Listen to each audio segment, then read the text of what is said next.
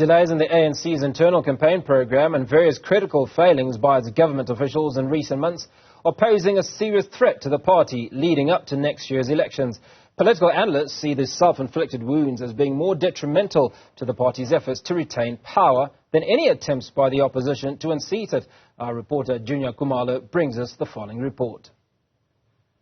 The ANC announced on Friday that less than 50% of its branches had convened meetings to elect their preferred members of legislatures. This has led to the 2024 candidate selection process deadline being moved from 18 September to the 15th of October, delaying the ANC's campaign program. This challenge follows closely on the heels of the party being forced to hold a briefing last week after a number of its government officials came under fire for overseeing one crisis after another. Political analysts have warned that the ANC needs to get its act together, particularly given the gravity of the looming elections.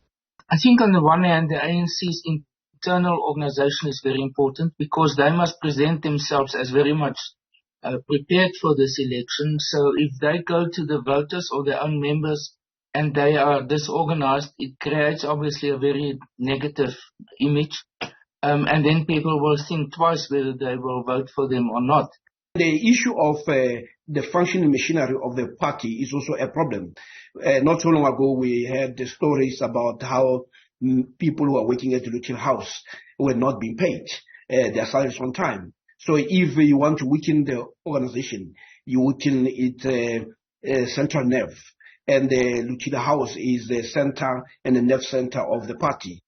What has also contributed to the delays, according to Professor Siepe, has been the new requirements that have been introduced by the ANC to ensure that the best among the party members stand for public office. You also have an additional aspect that the party has decided to say they are going to lift up or come up with new requirements that will tighten their process of who gets into the leadership of the ANC. One of those is that all those people who have been found in the last 10 years to have contravened the code of conduct of the party are not eligible.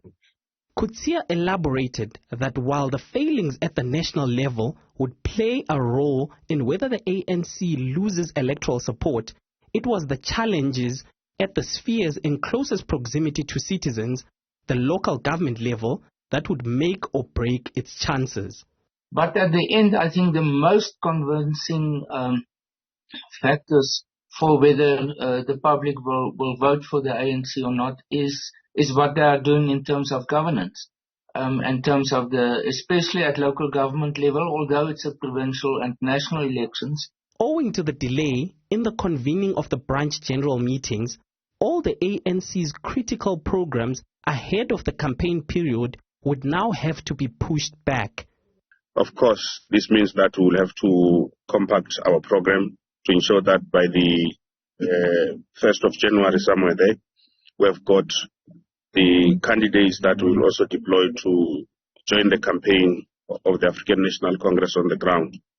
In comparison, the Democratic Alliance has already announced a number of its premier candidates in the Western Cape, Gauteng, and the latest being in KwaZulu-Natal, while the EFF is in the second phase of its campaign program, which involves public engagements prior to it tabling its manifesto. For Newzroom Afrika on Channel 405, I'm Juniour Khumalo in Johannesburg.